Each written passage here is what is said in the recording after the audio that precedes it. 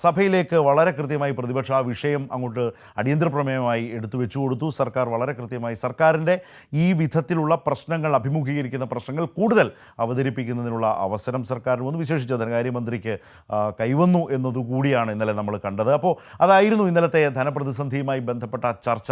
ആ നിലയിൽ പ്രതിപക്ഷത്തിൻ്റെ നീക്കം യഥാർത്ഥത്തിൽ സർക്കാരിന് വളരെ സഹായകരമായി മാറുകയായിരുന്നു.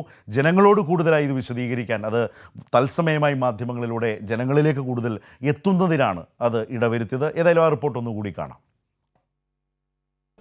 സംസ്ഥാന സർക്കാരിന്റെ പിടിപ്പുകേട് കാരണം സംസ്ഥാനം കടുത്ത സാമ്പത്തിക പ്രതിസന്ധിയിലാണ് എന്ന് ആരോപിക്കുന്ന അടിയന്തര പ്രമേയ നോട്ടീസ് ചർച്ചയ്ക്കെടുക്കാൻ സർക്കാർ തീരുമാനിച്ചപ്പോൾ തന്നെ പ്രതിപക്ഷം വെട്ടിലായി.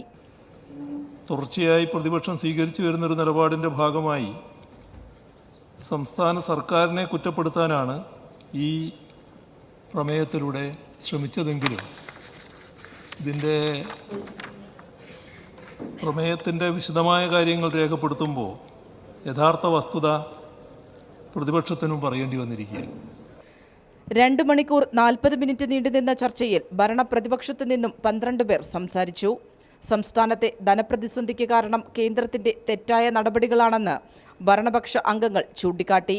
ഒപ്പം കേന്ദ്രത്തിനെതിരായി സംസ്ഥാന സർക്കാർ ദില്ലിയിൽ നടത്തുന്ന സമരത്തിൽ പ്രതിപക്ഷം ഭാഗമാകാത്തതിനെയും വിമർശിച്ചു. സംസ്ഥാന സർക്കാരിന്റെ കെടുകാര്യസ്ഥതയാണ് സംസ്ഥാനത്തെ ധനപ്രതിസന്ധിക്ക് കാരണമെന്ന് ഭരണപക്ഷത്തു നിന്ന് സംസാരിച്ച ഓരോ അംഗങ്ങളും ആരോപിച്ചു. എന്നാൽ കേന്ദ്ര സർക്കാരിന്റെ തെറ്റായ നടപടികളെ രൂക്ഷമായി വിമർശിക്കാൻ ആരും തയ്യാറായില്ല എന്നതും ശ്രദ്ധേയമായി. നേരത്തെ പറഞ്ഞിരുന്നെങ്കിൽ സമരത്തിന്റെ ഭാഗമാകാമായിരുന്നു എന്ന നിലപാടാണ് PK കുഞ്ഞാലിക്കുട്ടി സ്വീകരിച്ചത്. ഞങ്ങളെ പ്രക്ഷോഭത്തിന് വിളിച്ചു. ഞങ്ങളെ പ്രക്ഷോഭത്തിന് ഡൽഹിക്ക് പ്രക്ഷോഭത്തിന് വിളിച്ച സമയം എപ്പോഴാണ്? ഇപ്പം എങ്ങനെ പ്രക്ഷോഭത്തിന് വരാൻ കഴിയുമോ ഒന്നിച്ച്? കാരണം ഇപ്പോൾ ഒന്നിച്ച് പ്രക്ഷോഭത്തിന് വരുന്ന സമരമല്ല, നമ്മൾ മത്സരിക്കാൻ പോണ സമയമാണ്. അങ്ങനെ പ്രക്ഷോഭത്തിന് പോകണം എന്നുണ്ടെങ്കിൽ കുറച്ച് നേരത്തെ ആകാമായിരുന്നു. പിന്നെ 57,000 കോടി രൂപയാണ് കേന്ദ്ര സർക്കാർ സംസ്ഥാനത്തിന് തരാനുള്ളതിൽ വെട്ടിക്കുറച്ചത്.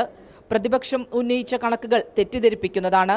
മറ്റ് സംസ്ഥാനങ്ങൾക്ക് കൂടുതൽ തുക നൽകുമ്പോൾ ചിറ്റമ്പ നയമാണ് കേന്ദ്രം സംസ്ഥാനത്തോട് സ്വീകരിക്കുന്നതെന്നും ധനമന്ത്രി KN ബാലഗോപാൽ പറഞ്ഞു. ദില്ലിയിലെ സമരത്തിൽ സർക്കാരിനൊപ്പം പങ്കെടുക്കാൻ പ്രതിപക്ഷത്തിന് സാധിക്കില്ലെങ്കിൽ ഗാന്ധി പ്രതിമയ്ക്ക് മുൻപിലെങ്കിലും കേന്ദ്രത്തിനെതിരായി പ്രതിഷേധിച്ചുകൂടെയെന്നും ധനമന്ത്രി പ്രതിപക്ഷത്തോട് ചോദിച്ചു. ധനകാര്യ പ്രതിസന്ധിയാ, നിന്നുപോകും കേരളം, വണ്ടി ഓടത്തില്ല. അങ്ങനൊരു അവസ്ഥയൊന്നുമല്ല. അങ്ങനൊരു അവസ്ഥയല്ല എന്ന് പറയുമ്പം കിട്ടാനുള്ളത് കിട്ടണമെന്നുള്ളത് പറയാതിരിക്കണോ? കേരളത്തിന് കിട്ടേണ്ട ഈ പണം നമുക്ക് കിട്ടാതിരിക്കുമ്പോൾ മറ്റ് സംസ്ഥാനങ്ങൾക്ക് അതിനേക്കാളും കൂടുതൽ കിട്ടുന്നു എന്നുള്ളത് മാത്രമല്ല, നമ്മളെ വലിയ തോതിൽ ബാധിക്കുന്നു. 57,000 എന്ന സംസ്ഥാന സർക്കാർ പറയുന്ന കണക്ക് തെറ്റാണ് എന്നതായിരുന്നു പ്രതിപക്ഷ നേതാവിന്റെ വാദം. ഒപ്പം ലൈഫ് മിഷനു വേണ്ടി സർക്കാർ തുച്ഛമായ തുകയാണ് നൽകുന്നതെന്നും VD സതീശൻ വിമർശിച്ചു. ഇന്ന് ധനകാര്യമന്ത്രി പറഞ്ഞു 57,000 കോടി കേന്ദ്രത്തിൽ നിന്ന് കിട്ടാറുണ്ട്.